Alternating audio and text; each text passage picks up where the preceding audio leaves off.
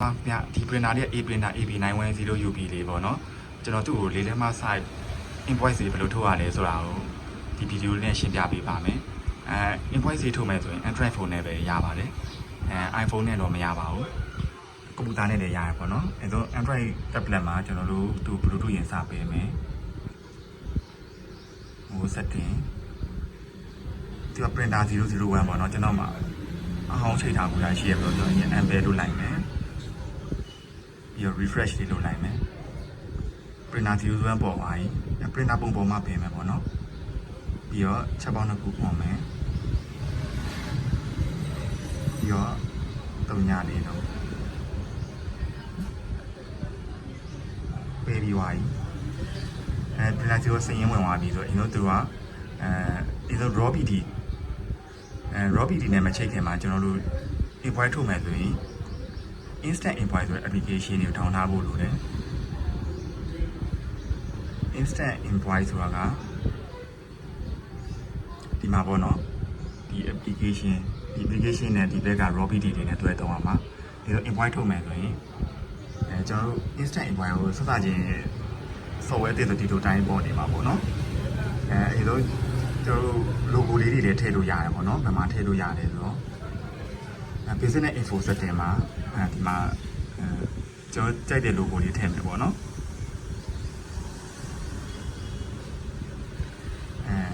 အခုလောကျွန်တော် logo ပုံလေးမရှိသေးတော့မထည့်သေးဘူး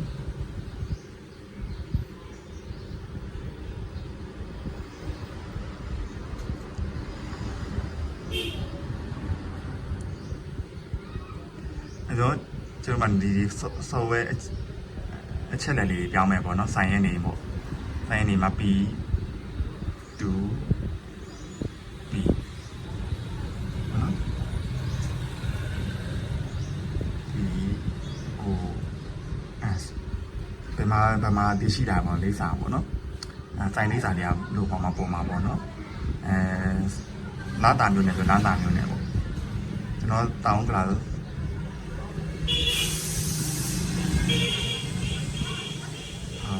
ာ်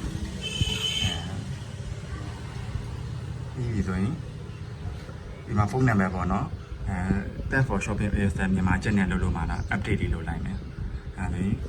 instant invoice မှာဒီ logo လေးစပေါ်နေပြီပေါ့နော် logo လေးထည့်လိုက်ဒီဘက်မှာ logo လေးပေါ်လာနေမယ် okay ဒီတိုင်းလေးပေါ်နေပြီဝယ်တူရဲ့နေလေးကိုရင်ထည့်မယ်ဝယ်တူတဲ့နေရာမှာအောင်ပေါ့ now instant invoice ပေါ့နော်အောင်ရဲ့ address customer ဖုန်းနံပါတ် delivery fee ကဘယ်လောက်လဲ2500ပြီးတော့သူကြိုးရှင်းသွားတာဘယ်လောက်လဲ2000ရှင်းသွားတယ်discount ဘယ်လောက်ပေးတယ်900ပေးတယ်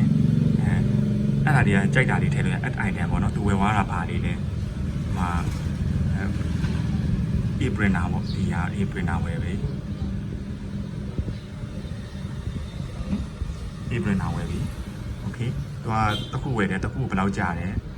မှာ4သိန်းခွဲပေါ့နော် okay နောက်တစ်ခု item ထည့်ချင်တယ်နောက်တစ်ခုထည့်လို့ရတယ်ပေါ့နော်ဒီမှာကျွန်တော်ထည့်လိုက်တဲ့အချက်လေးဒီမှာဝင်သွားတယ်4သိန်းခွဲသူကကြတော့ print button မပါဘူးပေါ့နော်သူကပုံမီနဲ့ပဲရင်စိတ်ပြီးတာ save to gallery နေလိုက်မယ်GPT လေးနဲ့ဒီ printer လေးစချိန်နေပေါ့နော်Robby DD တွေဝင်မယ်ဝင်ပြီးတော့အဲလိုsetting နဲ့ဝင်မယ်add print down နေမယ် Bluetooth ကိုရွေးမယ် select ကိုရွေးမယ် scanning device ပေါ့နော်printer D001 လေးဆိုတာပေါ်လာတယ်အရင် connect ကိုနှိပ်မယ် test ကိုစနေမယ်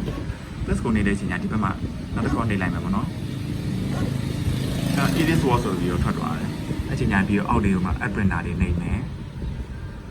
ပြီးတော့ဒီမှာပေါင်းလို့မြောက်စာလေးတွေ့ရမယ်ပေါ့နော်ပြီးတော့ဒီမှာဒီကောင်လေးလက်မဆိုကျွန်တော်ဒီလက်မကိုရွေးမယ်ပြီးတော့ test လေးထပ်နေမယ်ကျွန်တော်နေပြီးတော့ pattern လေးအကျန်းထွက်သွားတယ်ပေါ့နော်ဒီလက်မရှိတဲ့ pattern လေးဒီ printer လေးကိုသုံးမယ်ဆိုဒီမှာခလုတ်လေးနေလိုက်မယ်ပြီး back နဲ့ပြန်ထွက်မယ် printer 001ပေါ့နော်အောက်ကဟာလေးကျွန်တော်အဟောင်းချိန်ထားပြီးတော့ဖြတ်လိုက်မယ်ပြီးတော့ဒီ image တွေဝင်မယ်ခုနကျွန်တော်တို့ရေးခဲ့တဲ့ invoice တွေပေါ့နော်ဒါမျိုးရေးလိုက်မယ်ရွေးပြီးတော့ back contract တွေနေမှာဒီ print လေး